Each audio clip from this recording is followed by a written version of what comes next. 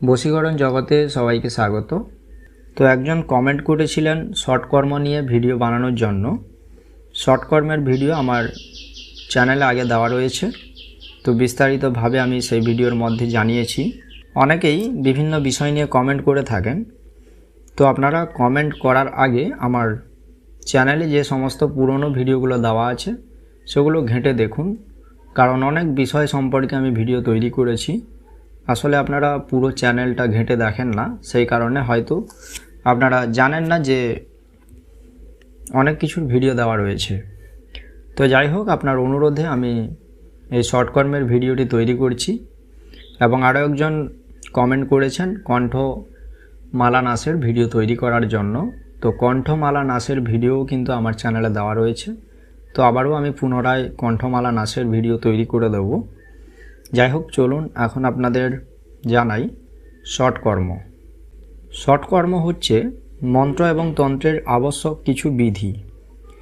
মন্ত্রতন্ত্র প্রয়োগের আগে শর্ট কর্ম সম্পর্কে জানতে হয়। আপনি যদি শর্ট কর্ম সম্পর্কে না জানেন, আপনার শর্ট কর্ম জ্ঞান না থাকে, তাহলে কখনোই মন্ত্রতন্ত্র বিদ্যা কাজ করবে না। আশা করি বুঝতে পেরেছেন যে যারা তন্ত্রমন্ত্র নিয়ে কাজ করছেন তাদের জন্য এই শর্ট কর্ম কত বড় ভূমিকা পালন করে। তো এই শর্ট কর্ম কি?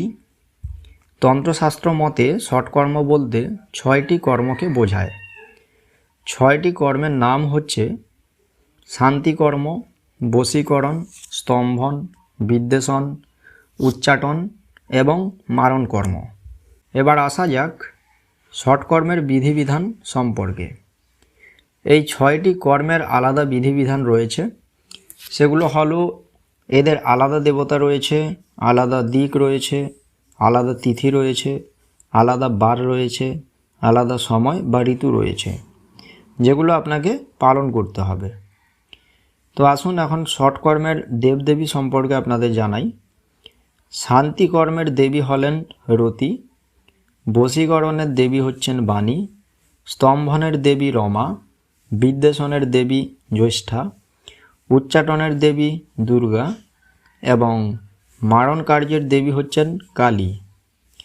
তো যারা যে কাজ করবেন সেই কাজটি করার আগে সেই দেবীকে স্মরণ করে প্রণাম করবেন এবং প্রণাম মন্ত্র মুখস্থ করলে ভালো হয়। আর যদি আপনার সাধ্য থাকে তাহলে দেবীর পুজো করবেন। পুজো করলে উত্তম কার্য সম্পন্ন হয়। তো আসুন এখন শর্ট কর্মের ঋতু সম্পর্কে আপনাদের জানাবো। শর্ট কর্মের ঋতু বলতে বার্ষিক ঋতু বৈচিত্র্য বোঝায় না। বার্ষিক ঋতু বৈচিত্র্য কীরকম? গ্রীষ্ম, বর্ষা, শরৎ, হেমন্ত, শীত ও বসন্ত। তো এখানে কিন্তু সেরকম বার্ষিক ঋতুকে বোঝায় না। এখানে দিন রাত্রিকে 6 ভাগে ভাগ করা হয়েছে। যেমন সূর্য উদয়ের পর প্রথম 10 দণ্ড বসন্ত ঋতু, পরের 10 দণ্ড গ্রীষ্ম ঋতু। এভাবে ক্রমান্বয়ে বর্ষা, শরৎ, হেমন্ত ও শীত ঋতু হিসেব করা হয়। 1 দণ্ড সমান 24 মিনিট, অতএব 10 দণ্ড সমান 4 ঘন্টা। এক একটি ঋতু 4 ঘন্টা পর্যন্ত বিরাজ করে। যেমন সকাল 6টা থেকে 10টা পর্যন্ত এই 4 ঘন্টা বসন্ত ঋতু, তারপর 4 ঘন্টা গ্রীষ্ম ঋতু, তারপর 4 ঘন্টা বর্ষা ঋতু, তারপর 4 ঘন্টা শরৎ ঋতু, তারপর 4 ঘন্টা হেমন্ত ঋতু এবং তারপর 4 ঘন্টা শীত ঋতু। এভাবে চলতে থাকে। এবার কোন ঋতুতে কোন শর্ট কর্ম করবেন? হেমন্ত ঋতুতে শান্তি কর্ম করতে হয়, বশীকরণ করতে হয় বসন্ত ঋতুতে, বিদ্বেষণ করতে হয় গ্রীষ্ম ঋতুতে, স্তম্ভন করতে হয় শীত ঋতুতে এবং উচ্চাটন ক্রিয়া করতে হয় বর্ষা ঋতুতে এবং মারণ কার্য করতে হয় শরৎ ঋতুতে। আসুন এবার শর্ট কর্মের তিথি এবং বার সম্পর্কে আপনাদের জানাবো। শান্তিকর্ম বুধবার, বৃহস্পতিবার এবং সোমবার করবেন। দ্বিতীয়, তৃতীয়, পঞ্চমী ও সপ্তমী তিথিতে করতে হয়।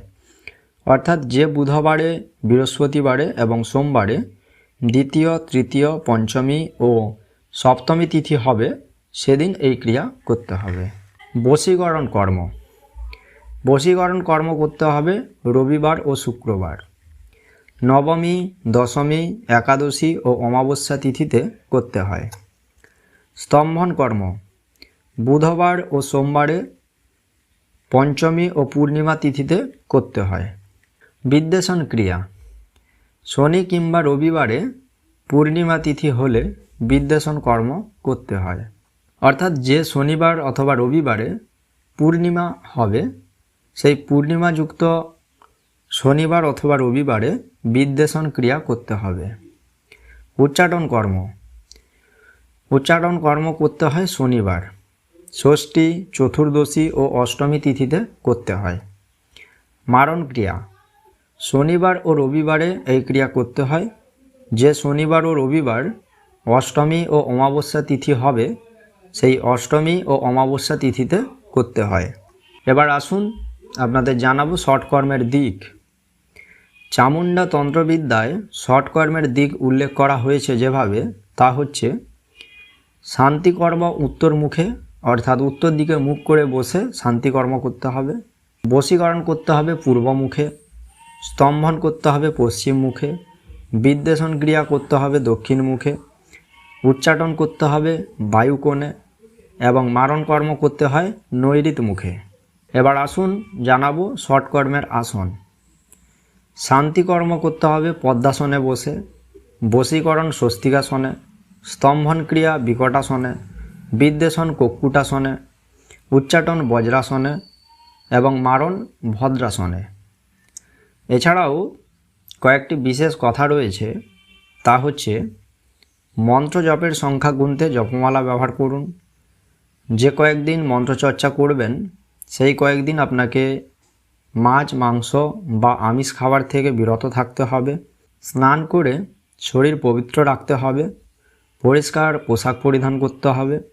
মন থেকে কুচিন্তা ও হিংসা ত্যাগ করতে হবে এবং অবশ্যই গুরুর অনুমতি নিয়ে কার্য সাধন করতে হবে। তো আশা করি আপনারা ষটকর্ম সম্পর্কে বুঝতে পেরেছেন। যদি আরও বিস্তারিতভাবে এই ষটকর্ম জানতে চান তাহলে আমার চ্যানেলে যে পুরনো ষটকর্মের ভিডিও দেওয়া রয়েছে তার লিঙ্ক আমি এই ভিডিও ডিসক্রিপশানে দিয়ে দেব। আপনারা চাইলে সেই লিঙ্কে ক্লিক করে সেই ভিডিওটি দেখে নিতে পারেন। যারা তন্ত্রমন্ত্র শিখতে চান বা যারা তন্ত্রমন্ত্র শিখতে অত্যন্ত আগ্রহী, গ্রুপের মাধ্যমে শেখানো শুরু হয়ে গেছে। প্রতি মাসে 199 টাকা দিয়ে আপনাদের এই তন্ত্রমন্ত্র শিখতে হবে। তো স্বল্প মূল্যে শেখানো হচ্ছে, কারণ অনেক ব্যক্তি রয়েছেন যারা অত্যন্ত গরিব, তারা কিন্তু বেশি পয়সা দিয়েই তন্ত্রমন্ত্র শিখতে পারেন না। তো আমার মূল উদ্দেশ্য হচ্ছে জগতের কল্যাণ, জগৎ কল্যাণের জন্য আমি এই গ্রুপটি শুরু করেছি। তো যারা শিখতে চান তারা আমার নাম্বারে কল অথবা হোয়াটসঅ্যাপ করবেন। আপনারা কিভাবে গ্রুপে জয়েন হতে পারবেন আমি আপনাদের বলে দেব। তো দেখা হচ্ছে আগামী পর্বে। সবাই ভালো থাকবেন। ধন্যবাদ।